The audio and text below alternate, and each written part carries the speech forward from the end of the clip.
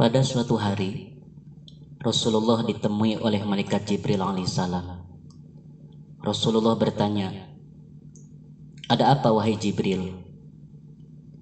Jibril menjawab, "Wahai Muhammad, sesungguhnya hari ini Allah sedang mengobarkan api neraka dan seluruh malaikat amat ketakutan. Mereka tidak tahu harus bagaimana. Untung aku ingat bahwa engkau adalah sumber cinta dan kasih sayang Allah kepada alam semesta. Dengan alasan itu, aku datang ke sini bertabaruk dengan cinta Allah kepada dirimu." Rasulullah terdiam beberapa saat, kemudian bertanya lagi, "Wahai Jibril, ceritakan padaku bagaimanakah neraka itu sesungguhnya?" Jibril menjawab, "Wahai Muhammad, neraka itu bagaikan lubang-lubang yang terdiri dari 7 tingkat. Jarak antara satu lubang dengan yang lainnya ialah perjalanan 70 tahun. Dan lubang yang paling bawah adalah yang paling panas."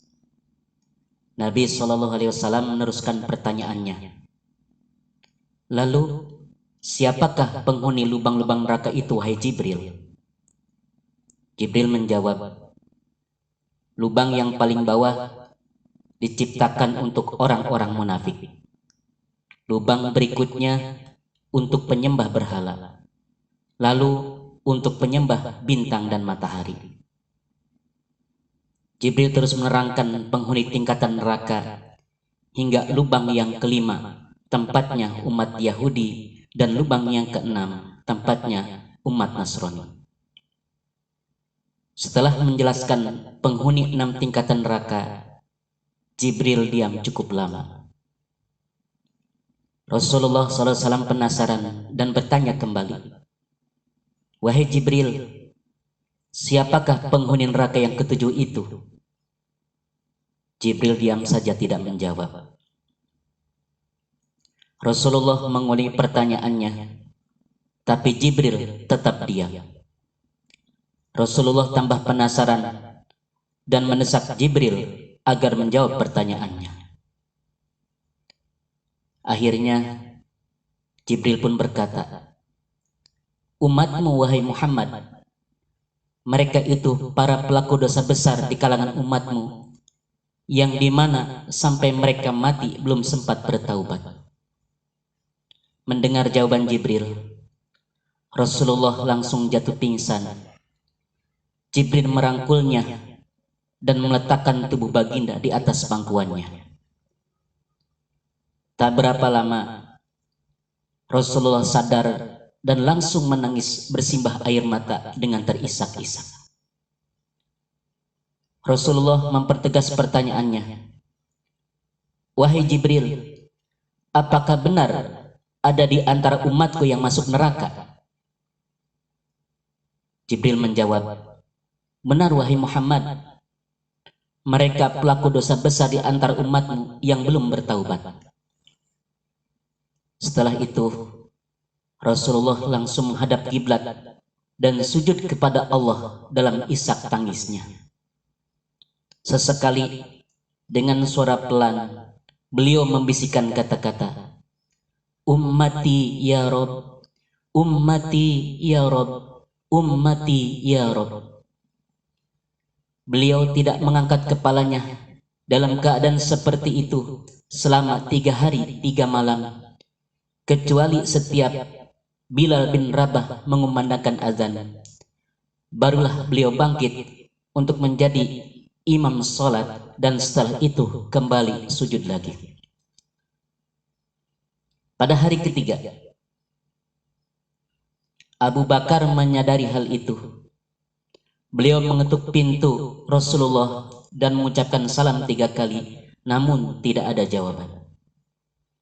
Abu Bakar sedih dan berseru di depan pintu rumah Rasulullah, "Apakah ada jalan untuk masuk ke rumahmu, ya Rasulullah?" Tetap tidak ada jawaban. Lalu beliau menangis dan melangkah pulang. Di jalan beliau bertemu sahabat Umar dan ditanya, "Mengapa engkau menangis, wahai Abu Bakar?"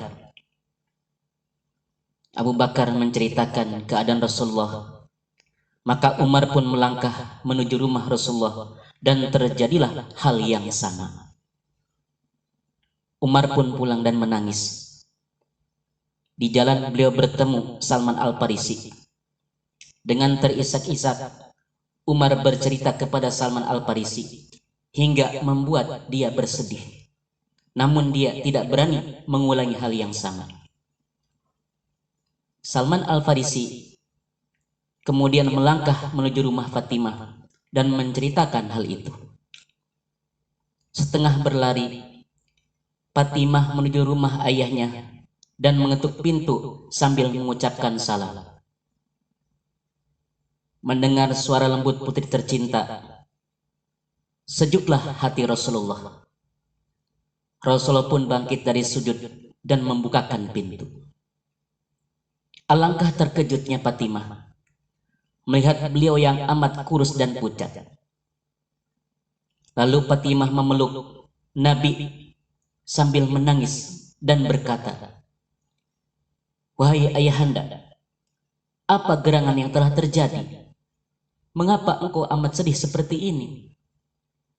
Rasulullah kembali menangis dan berkata dengan suara lirih, "Wahai Fatimah, belahan jiwaku, bagaimana mungkin aku tidak sedih?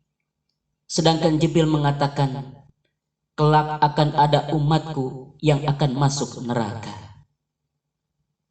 Wahai sobat, cinta Rasulullah begitu besar kepada kita. Apakah cinta beliau akan terbalaskan atau hanya akan menjadi cinta yang bertepuk sebelah tangan? Demikian akhir dari kisah ini. Semoga bermanfaat.